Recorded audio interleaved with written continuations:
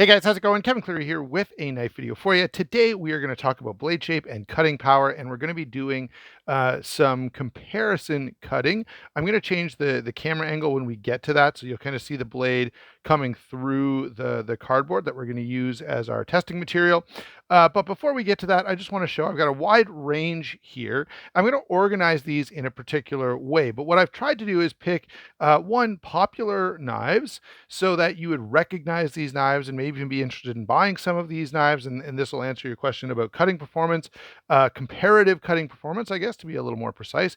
Further, I have a pretty broad representation of blade shapes and handle shapes that are going to give us a good representation of the role that ergonomics play, as well as the role that blade width and grind and overall geometry play in in affecting cutting performance. All right, so I'm going to pause this. I'm going to organize these based on blade, and I'm going to come back and do a quick rundown of that.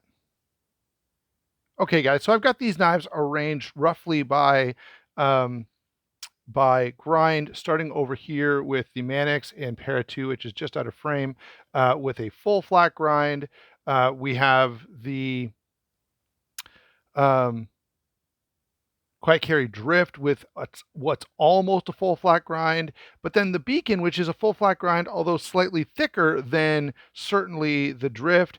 We've got partial flat grinds over here, or saber grinds, and these all vary in thickness. So obviously the Formax and the Torrent are going to be probably the thickest blade stock. The Adzin is pretty thick blade stock as well, with a fairly short grind. We'll see if that makes a big difference. The Tactile Turn is an interesting one because, you know, we've got a saber grind, very flat, but fairly thin blade stock, and similar situation there with the Benchmade Crooked River. Down here, we have hollow grinds with the Code 4 American Lawman, weak, curvaceous, and then a thick hollow grind with the Inkosi. So, you know, one thing I want to point out here is all of these are going to cut pretty well. Okay. So we're talking about a difference of degrees. Nonetheless, there is going to be a noticeable difference. And I want to throw some predictions out there. First of all, some I know. Okay. So I've actually done a fair bit of cutting with the Formax, and it cuts really, really well, despite the ridiculously thick blade stock, because this is such a long distance here. So it ends up being reasonably thin behind the edge.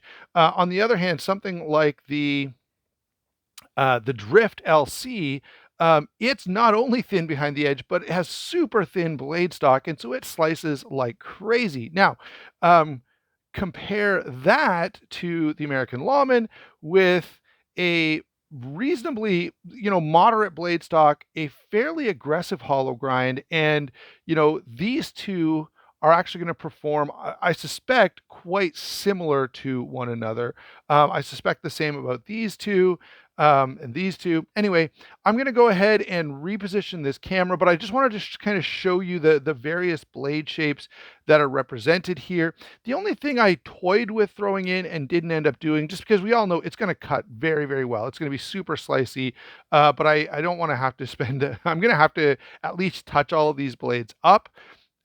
Likely, but I'll just strop them when I'm done, because I won't be making more than 1 or 2 cuts each. But I didn't throw in, I toyed with using a Swiss Army knife, but essentially we all know it's going to cut really well because it's very thin behind the edge. It's very thin blade stock, and so it's kind of more of a known quantity. All right, so without further ado, let me reposition the camera so that you're actually looking at the cardboard and kind of with a close-up of the blade as it's moving through that cardboard. All right, guys, so I have got my Tim Hortons box that is now empty. I've got it doubled over, and we're cutting against the grain. So let's go ahead and get some blades running through this material and see how it goes. Let's start off with a well-known blade. Here is the Para 2. Now, by the way, I'm expecting all of these knives are sharp. All of these are very capable. So I'm expecting all of them to do a pretty good job. And that certainly did do a really good job. Going over to the Mannix to lock back now. And actually, that longer grind did a really nice job. So full flat grind there on the Manix 2 lockback. Let's see how the drift does. Whoops. There we go. Very, very nicely done. Probably even a little bit easier than the Para. Reconnaissance Knives adds in. Wow, that's surprisingly good. Nicely done. How about the Wee Beacon?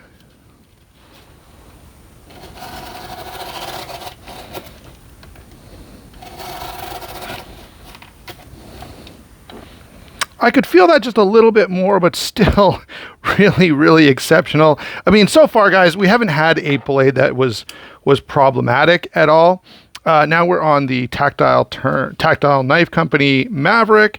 Let's see, is my hand blocking the shot here a little bit, but that's okay.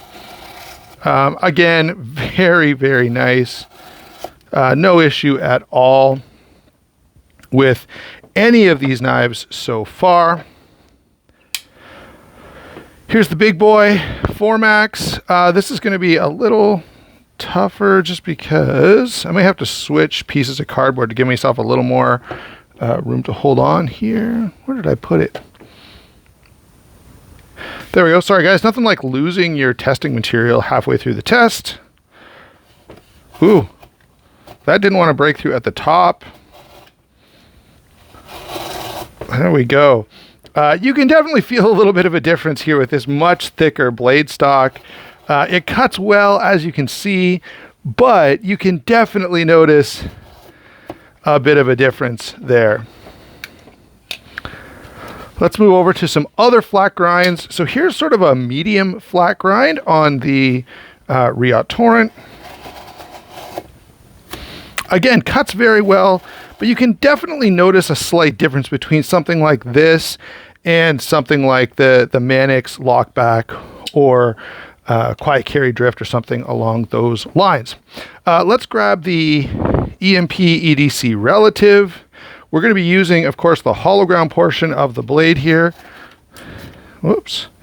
That doesn't want to cut straight, but we're going to force it to. It does cut very, very easily, though.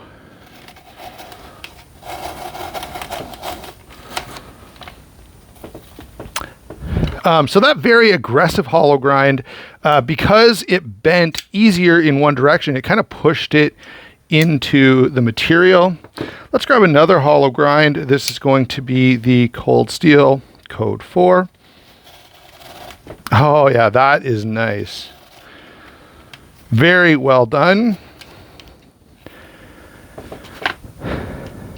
I'm just noticing here that I did miss one of the flat grinds that I had mentioned. This is going to be the Benchmade Crooked River.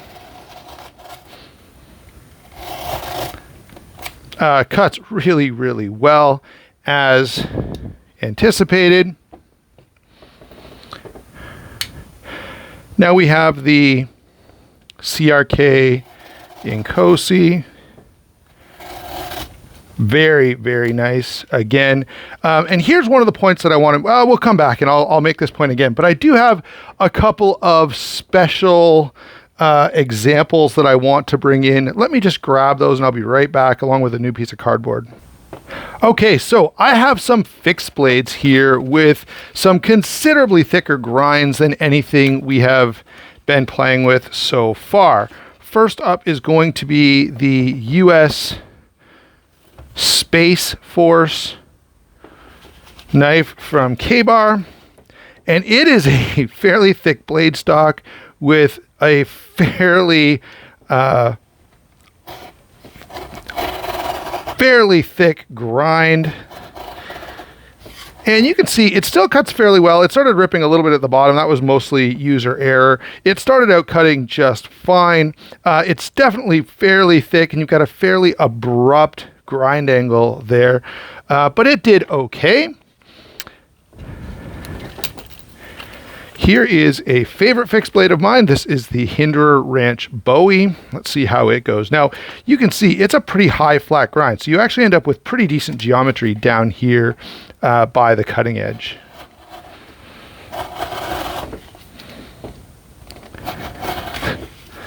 Whoops. Well, my cardboard doesn't want to cooperate, but you can see it cut reasonably well. Let's do one more. I'm going to have to fold it. Let's do one more. You can definitely feel the thickness of that blade stock moving through the material compared to some of the folding knives we've had, but certainly it does an adequate job. I do have another example. Oh, shoot, and I missed a knife that I was kind of curious about, and likely you are too. So we're going to have one more folding knife after this, but this is one of my favorite knives. It is so well balanced, but it's super thick blade stock. This is a custom from Cohen's Craft, and it has a very thick blade stock, but it also has this huge long distance there, which makes it much thinner behind the edge. And in fact, you can see the difference that makes compared to even the Ranch there. So this slices really well, despite it being an absolute tank of a knife. One other knife that I want to throw in here before we finish is the Wee Curvaceous.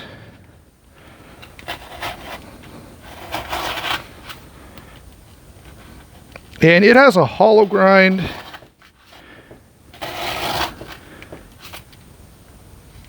which ends up having pretty decent slicing performance, as with most of the other folders that we have gone through this test with.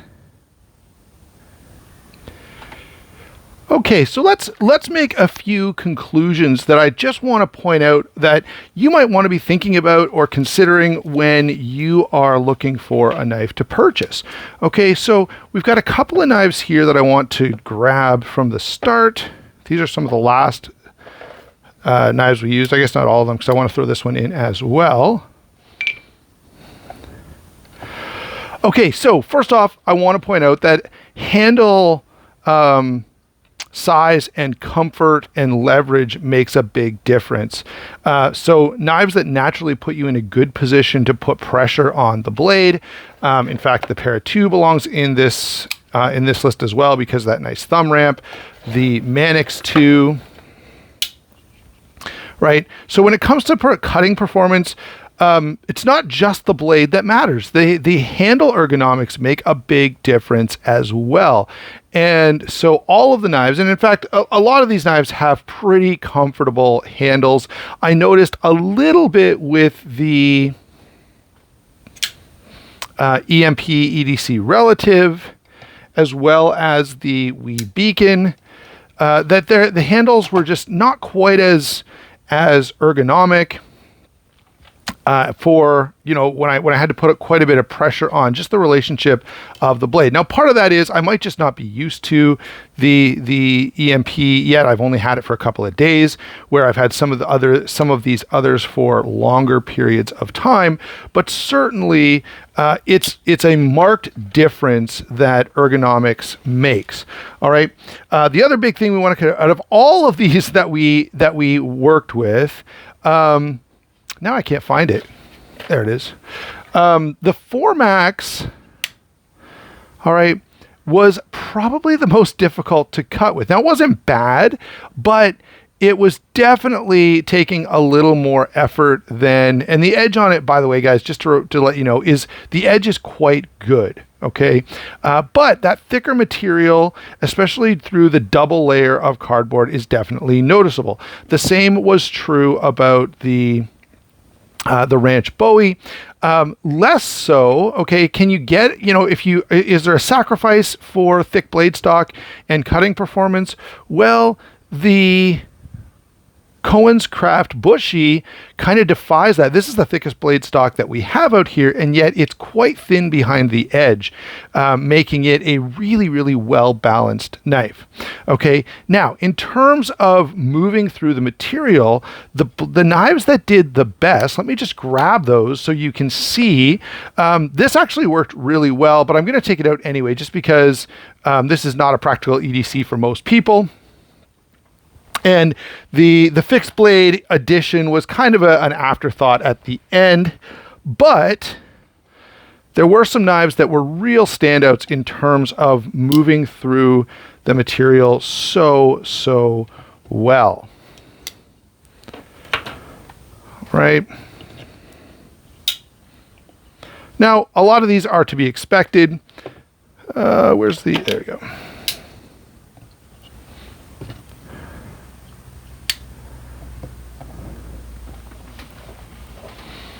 So these are knives that worked really, really well, and just you could barely feel any resistance when I started moving through the cardboard. And this makes, I think, a pretty important point, and that is hollow grind versus flat grind is not necessarily the primary consideration when it comes to cutting performance, at least in our application, right? We were using cardboard, which has certain properties, okay? So that's certainly going to make a difference. But because cardboard doesn't adhere too much to what you're cutting with. I think, I want to say Jared probably did a really good job cutting tires, but he pointed out that because the rubber is so sticky, flat grinds are problematic for cutting because they give so much surface area for that rubber to bind to, where a hollow grind,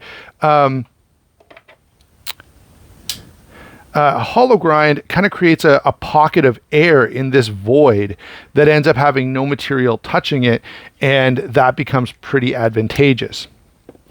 All right, but these were the standouts in terms of cutting performance. Others that were close, the PM2 was pretty darn close. The Adzin was very close. The Maverick was very close.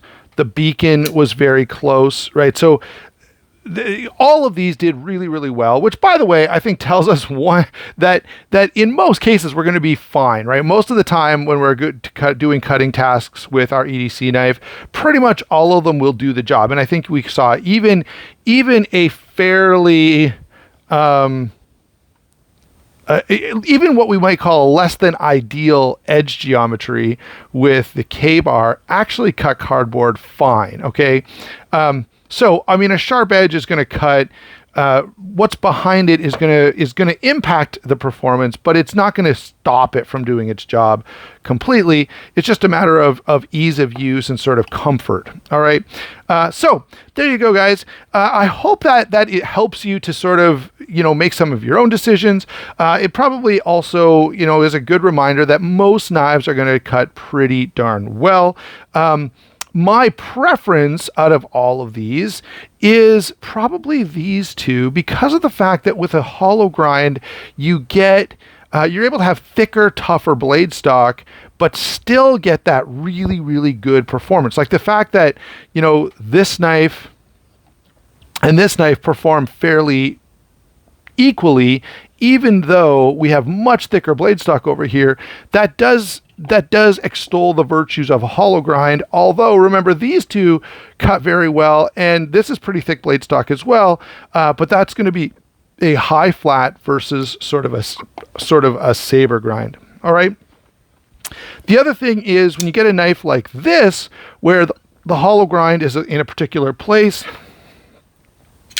same with this, these both cut fairly well, but you had to be a little bit aware of where you were cutting, right? The amount of, especially if I hold this alongside these others, all right, same with this guy, you can see that you have to have a little bit of awareness of where that cutting is taking place, which, maybe you don't want to have to think that much. All right. So there you go, guys. That is a little bit of some cut comparison testing on a number of popular EDC knives. All of these are knives I love. All of these are knives I feel pretty comfortable recommending. So don't take this as anything negative about any of these particular knives, but hopefully that will be of interest to you and help inform your choices when we're talking about blade grind and blade geometry. Thanks a lot. We'll talk to you soon.